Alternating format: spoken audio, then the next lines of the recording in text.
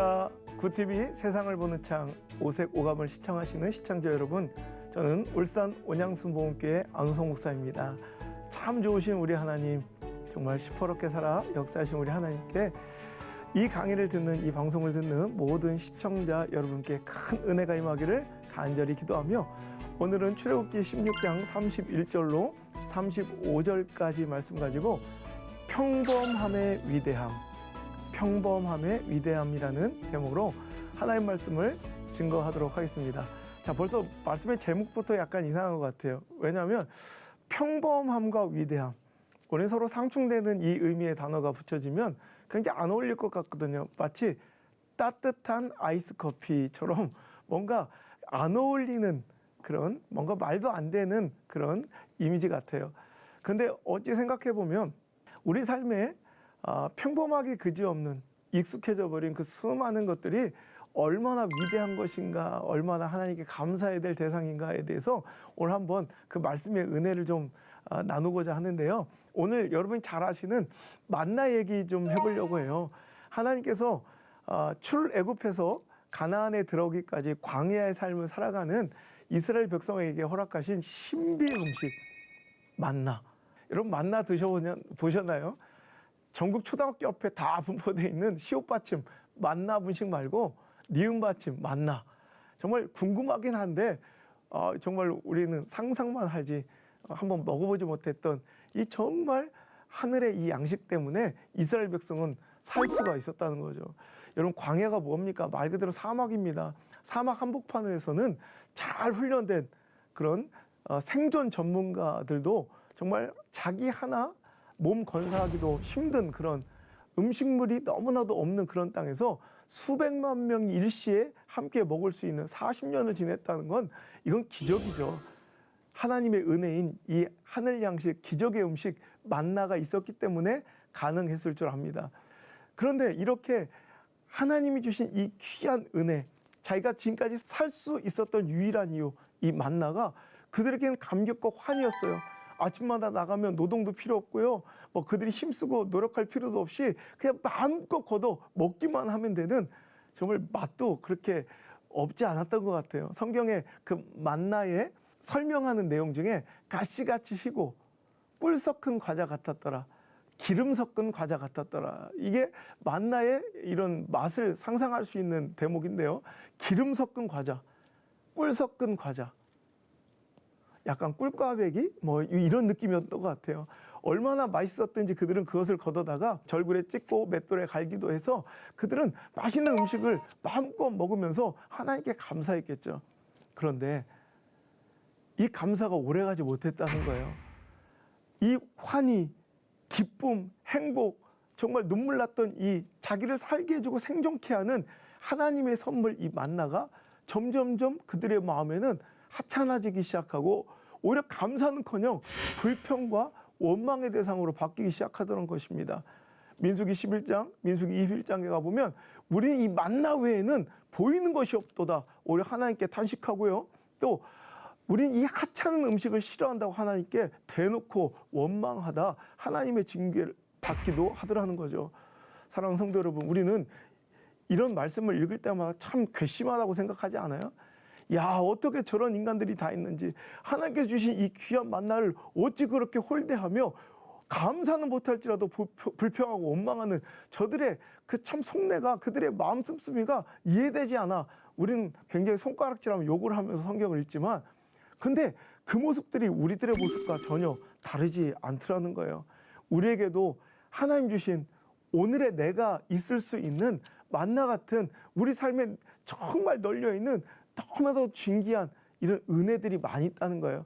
그런데 이것이 어느 순간 익숙해져 버려서 하나님께 감사는커녕 오히려 불평하고 원망하고 있는 가정, 자녀, 내 사역, 예배, 교회라는 이러면 얼마나 많은 만나들이 있는지 한번 점검하고 생각해 봤으면 좋겠습니다.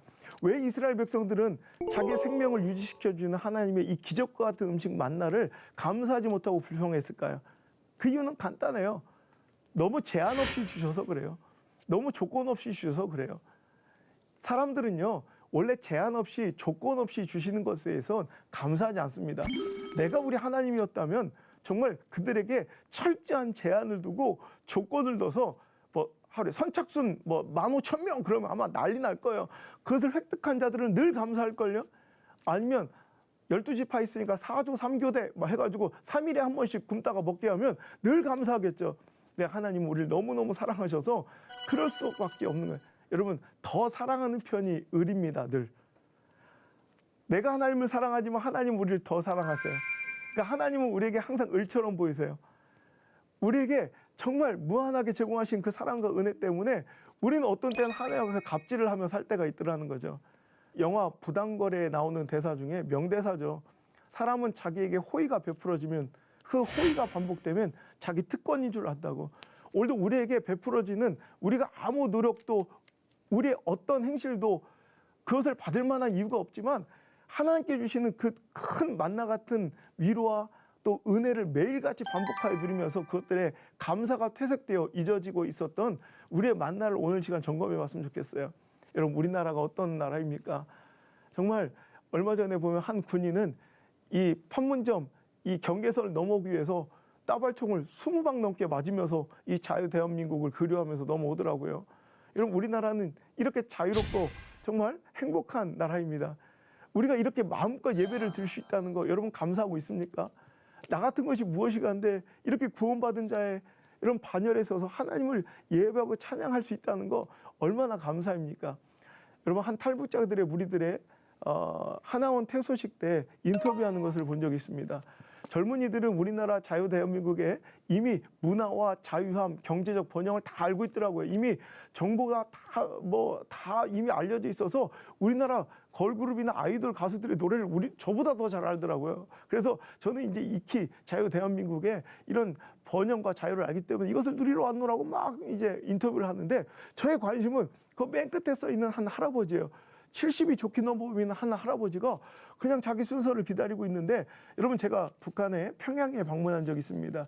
여러분, 북한은 아직도 그 평양은 북한의 1%, 상위 1%만 갈 수 있는 정말 꿈의 땅이라고 해요, 그 나라에서. 그런데도 여러분, 평양에 일주일 있는 동안 저는 하루도 더 있기 싫을 정도로 우리나라 60년대 수준에 머물러 있는 그들의 현실을 보고 왔습니다.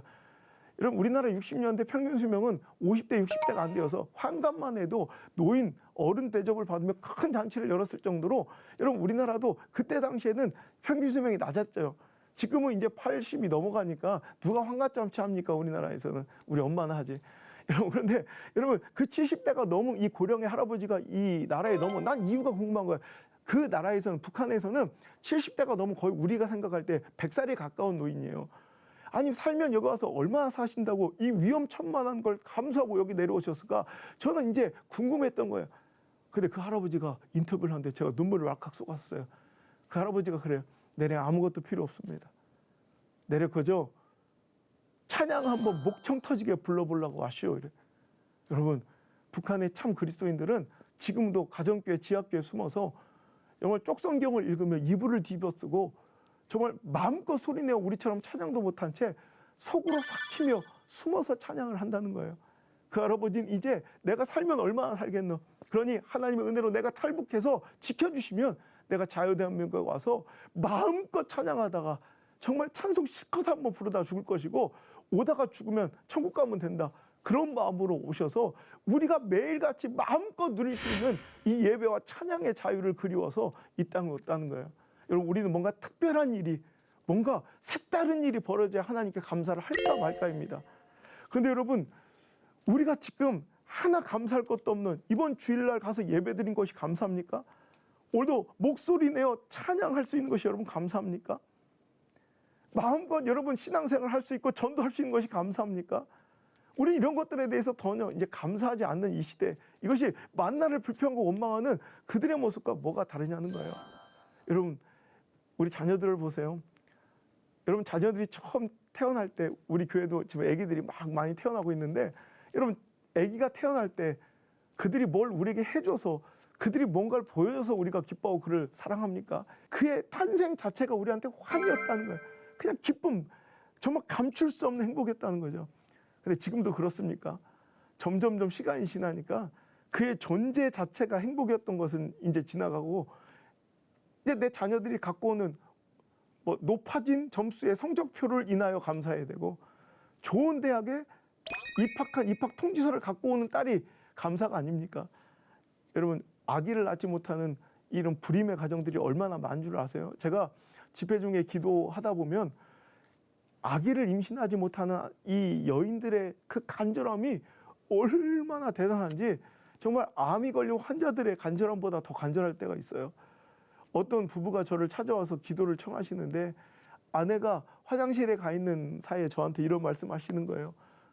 목사님, 저는 아내를 너무너무 사랑해서 그냥 둘만도 너무너무 행복할 수 있는데, 내가 너무너무 사랑해서 무엇도 아깝지 않은 내 아내가 자기 품으로 낳은 그 아이 한번 안아보는 게 소원인데 그걸 이루어지지 못하는 제가 너무너무 가슴이 아프다는 거예요.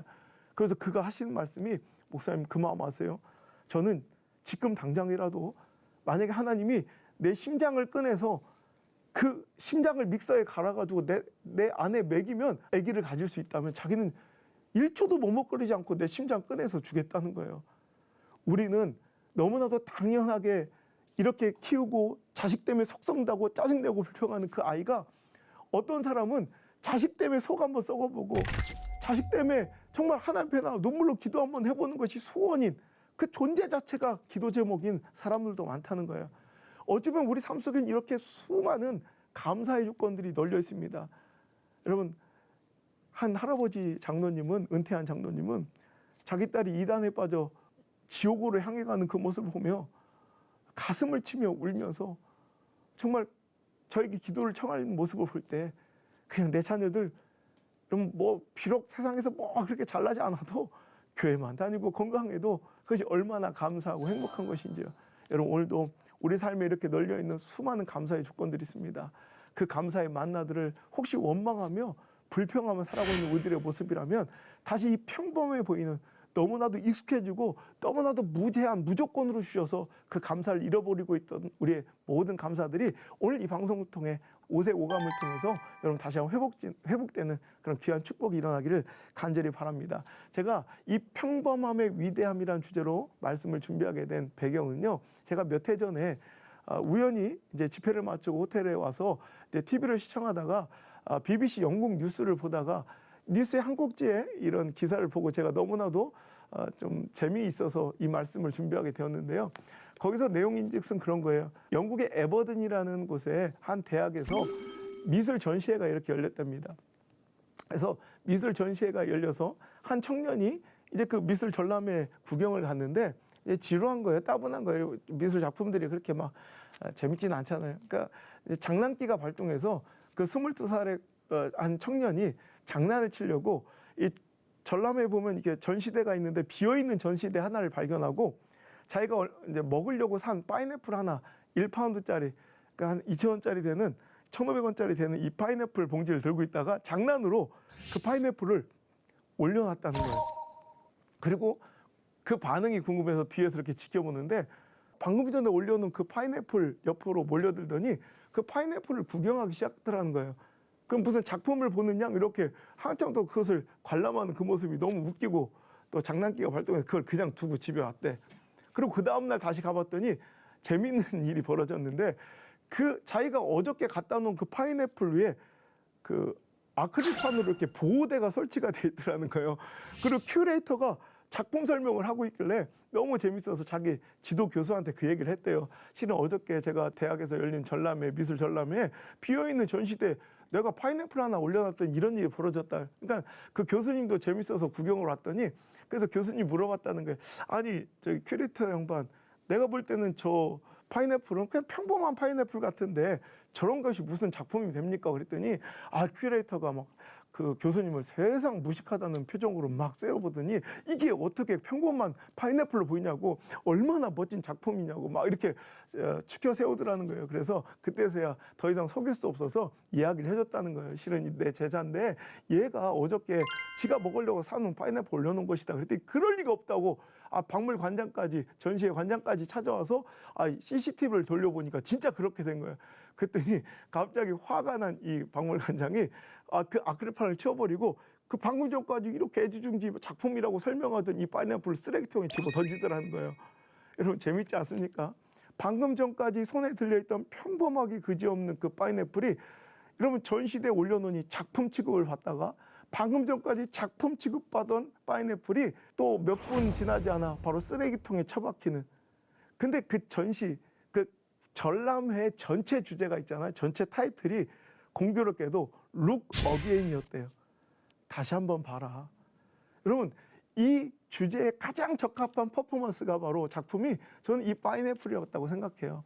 우리가 때로는 평범하다고 들고 다니는 이 파인애플 같은 우리 일상이 때로는 어떤 시선으로 관점으로 다시 달리 보면 너무너무 소중하기 그지없는 작품일 수도 있고요. 또 작품처럼 애지중지하며 내가 소중하게 다뤘던 내 인생에 굉장히 귀한 그 재산들이 어찌 보면 다른 시선으로 보면 어느 순간에는 아무 쓰잘데기 없는 쓰레기처럼 느껴질 때도 있더라는 거죠. 오늘도 여러분 내 주변에 소중하고 위대한 것들은 실은 내 주변에 무제한으로 무조건으로 많이 널려있는 익숙해진 것들일 때가 많아요. 오늘 그런 것들에 대해서 다시 한번 Look Again, 오늘 이 오색 오감이 영적인 시선의 전환이 되어 오늘도 작품처럼 위대하게 소중하게 다루게 보게 되는 그런 놀라운 시선의 변환이 일어났으면 좋겠습니다. 제가 이제 유학 당시에 이렇게 찍었던 영국 런던에서 유학했을 때 그 유학했던 사진 혹은 유럽 여행을 배낭여행을 이렇게 여러 번 갔었는데 그 사진들을 모아놓은 박스를 얼마 전에 어머니 아버지가 이렇게 정리를 해서 저한테 보내주셨더라고요. 그래서 안 목사 유학 시절 사진 이렇게 해가지고 보내주셨더라고요. 그래서 내가 너무 흥미롭게 아이고 그 오래된 젊었을 때 사진을 이렇게 넘기는데 참 재밌는 거는 옛날엔 필름 카메라니까 지금처럼 디지털로 찍어서 바로 확인할 수 없으니까 중요한 사진일수록 많이 찍게 돼요. 혹시 잘못 나올까 봐. 옛날엔 잘 찍는다고 찍었는데 발만 나오기도 하고 어떤 막 빛이 바래가지고 안 나오기도 하고 그러거든요. 그래서 여러 번 찍게 되거든요. 근데 보니까 영국에서 런던에서 유학할 때 제 사진의 거의 대부분이 버킹엄 궁전, 빅벤, 타워 브릿지 이런 사진들이 몇백 장이 되는 거예요. 근데 지금 몇십 년 지나서 그때는 영국 런던에 가면 당연히 타워 브릿지 사진을 막 100장을 찍어야 되고 빅벤 사진을 100장을 찍어야 되고 정말 이 버킹엄 궁전 근위대 사진 100장은 찍어야 되는 거예요. 그리고 파리에 갔을 때 에펠탑 사진 그거 여러분 파리 가면 당연히 에펠탑 찍어야 되죠. 그러니까 낮에도 찍고 밤에도 찍고 비 올 때도 찍고 맑을 때도 찍고 멀리서 찍고 가까이서 찍고 막 정말 사진이 에펠탑 사진만 한 200장 되는 것 같아. 갈 때마다 찍어가지고. 근데 지금 불과 한 20-30년 지나 보니까 그 사진들을 통째로 넘겨버리지 그걸 유심히 보지도 않아. 오히려 내 마음이 내 시선이 고정되어 가지고요. 막 이렇게 머무르는 사진들은 뭐냐면 그때 당시엔 너무나도 평범하게 그지없었던 그 유학 시절 우리 클래스메이트들 학급에서 같이 이렇게 내 평범한 일상이었던 매일 하던 그 교실 사진. 이런 사진들이 한두 장밖에 없는 거예요. 내가 그렇게 힘들게 유학생활 할 때 그 자취방. 아직도 생각납니다. 제가 돈이 없어가지고 정말 가장 하급에 이제 하숙집에서 머물렀던 적이 있는데 주인이 인도 사람이야. 이름이 살림이야, 살림. 근데 그놈이 얼마나 살림꾼인지 여러분 침대를 뒀는데 침대가 삐걱삐걱거리고 얼마나 자고 일어나면 허리가 아픈지 정말 매일 바꿔달라고 그래도 맨날 피하면서 결국엔 안 바꿔줘서 이제 허리만 아파서 그 집을 나왔던 그런 곳이 있었는데 이제 집이 그립고 한국이 그립고 엄마 아빠 품이 그리워서 가난한 유학생 안호성은 막 밤마다 울면 나도 울고 침대도 스프링이 끊어져서 끽끽 침대도 울고 했던 그런 아주 내 청춘의 시절이 담겨있던 그 하숙방 사진, 그 끊어진 스프링 그 침대 아직도 그 약간 곰팡이 냄새가 난 그 매트리스 그 사진이 딱 한 장 있는 거야. 그 사진을 얼마나 오래도록 이렇게 쳐다봤는지. 근데 그때는 이런 사진 뭐가 그 매일 나를 힘들게 하는 그 매트 사진, 우리 학급 교우들의 사진, 뭐 이런 사진들을 그때는 찍을 필요도 없는 평범하게 그지없던 그 사진들. 또 내가 유학 시절에 아르바이트 했던 접시 닦기로 일했던 그 주방에서 제가 항상 1년 가까이 입고 있었던 그 빨간 앞치마 그 사진이 한 장 있는데 눈물이 나고 그 세제 냄새가 아직도 기억이 나. 지금 생각해보면 그때 그런 사진들을 좀 많이 찍어 놓을 걸. 왜 그때는 그런 사진을 한 장도 찍어 놓지 않았지?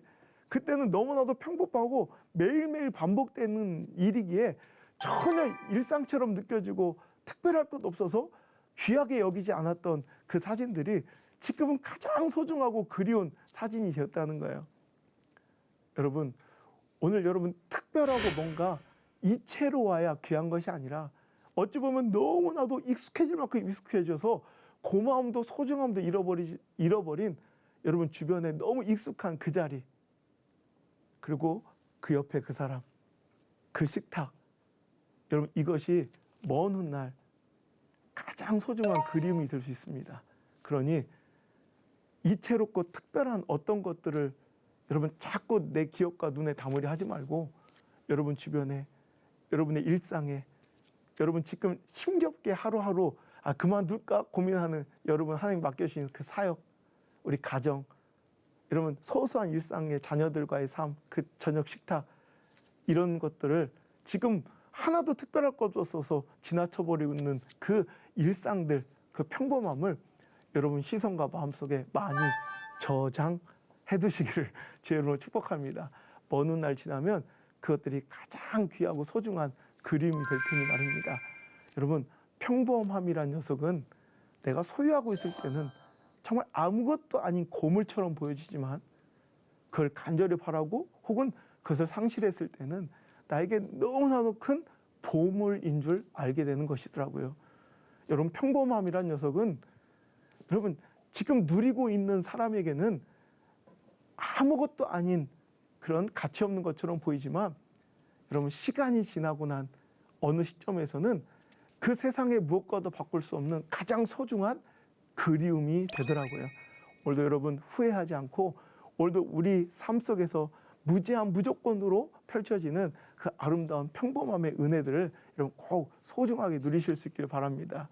제가 집회가 매일같이 이어지고 가족들과 지내는 시간이 없이 거의 10년을 이렇게 살다 보니까 어느 순간 마음이 좀 이렇게 무너지더라고요. 우리 삼남매 한 명도 초등학교도 안 다닐 때 이 젊은 나이에 이 사역을 시작해서 주일날 2부 예배 이제 드리면 나와서 토요일날 새벽에 도착해서 다시 주일날 나오는 이 삶이 막 반복되다 보니까 어느 순간 자녀들은 훌쩍 커버리고 우리 엄마 아버지는 어느 순간 보니까 할아버지 할머니가 돼 있는 거예요. 나 이러면 후회하겠다 싶어서 이제 일정을 조정하고 혹은 일정이 뭔가 캔슬되고 취소되면 무조건 가족 여행 가는 그런 기간으로 제가 삼았어요. 그래서 지금 코로나 때문에 중단돼 있지만 그전에는 하여튼 조금만 여유가 나 2, 3일만 시간이 나도 무조건 제 전담 여행사에 전화해서 지금 갈 수 있는 걸로 빨리 알려달라 그러면 이제 거기서 정해주는 곳으로 그냥 여행을 가는 거예요. 그러면 각 지역에 이제 흩어져 있는 우리 가족들이 저에 맞춰서 김해공항으로 다 모여주는 거예요. 근데 우리 아버지가 이렇게 평생 목회만 하시고 시골에서 목회만 하시던 우리 아버지 20년 된 와이셔츠를 항상 입고 다니시고 뭐 세상의 즐거움이랑 하나도 모르는 바보 같은 우리 아버지 좀 걱정이 되는 거예요. 첫 여행지가 저 태국의 휴양지였는데 아버지한테 그렇게 부탁을 했어요. 아버지 정말 이건 휴양지니까 거기에 걸맞는 옷을 입고 오셔야 됩니다. 그러니까 아버지가 너나 걱정해라. 나는 걱정하지 말고. 그런데 김해공항에서 아버지가 등장하시는데 나 도망칠 뻔했잖아. 그래서 아버지가 휴양지라고 그렇게 얘기를 했는데 그 휴양지에 가는데 정장 바지에 버클이 번쩍번쩍한 정장 벨트에다가 거기다가 또 와이셔츠를 입고 오시고요. 또 여행 가방은 우리 아버지 옛날 부흥회나 저기 뭐 세미나 다니실 때 들었던 007 가방, 사각 가방을 들고 오신 거야. 아이고 얼마나 제가 우리 아버지 바보 같은 우리 아버지가 얼마나 또 존경스럽고 사랑스러운지 그 자리에서 옷을 다 바꿔드리고 제가 이제 아버지하고 별로 이렇게 여행이나 이런 거에 추억이 없거든. 우리 아버지 맨날 목회만 하시고 우리는 휴가 한번 가본 적 없고 명절 한번 세본 적 없는 좀 약간은 좀 어색한 아버지와 이제 진짜 여행을 가게 됐는데 이제 마지막 비행기 탑승하기 전에 여자 남자들이 화장실을 가자 해서 애들이 아직 어리니까 화장실 가고 이제 아이들 화장실에 있는 동안에 제가 먼저 나와 있는데 아버지도 이제 볼일 보시고 나와서 뻘쭘하게 이제 부자지간에 둘이 서 있게 된 거예요. 약간 좀 어색해서 이렇게 서 있다가 아버지도 그냥 먼 산을 보고 계시더라고요.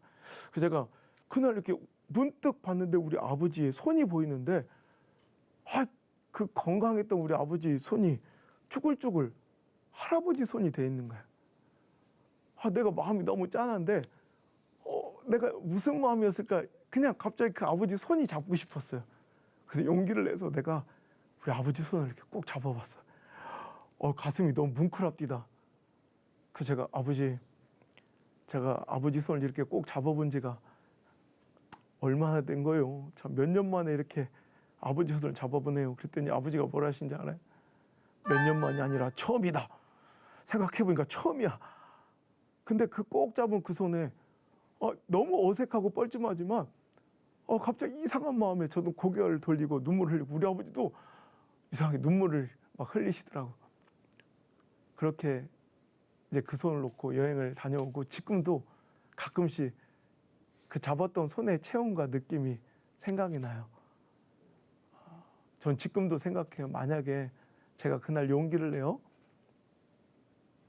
그 아버지의 손을 꼭 잡아보지 않았더라면 언젠가 먼 훗날 우리에게도 어떤 그날이 찾아오면 내가 너무 후회하고 가슴 아팠을 것 같아. 그날 제가 용기 내어 그 손을 잡았던 것이 얼마나 감사한지 모르겠어요. 오늘 이 방송을 시청하는 사랑하는 우리 모든 굿TV 시청자 여러분들도 더 이상 뒤로 미루지 말고 아무것도 아닌 오늘 할 수 있는 그 평범한 여러분 그 표현과 감사와 사랑을 한번 표현해 보시고 내 주변에 그 익숙해진 그 모든 그 은혜들을 이제 다시 한번 감사로 회복하시고 여러분 그 손을 한번 꼭 잡아보시고 또는 전화해서 그 마음을 표현해 보시는 그런 귀한 기회가 되었으면 좋겠습니다. 하나님의 말씀으로 세상을 이해하고 바라보는 마음의 창이 여러분 안에 열리기를 소망하며 이 시간 마치겠습니다. 감사합니다.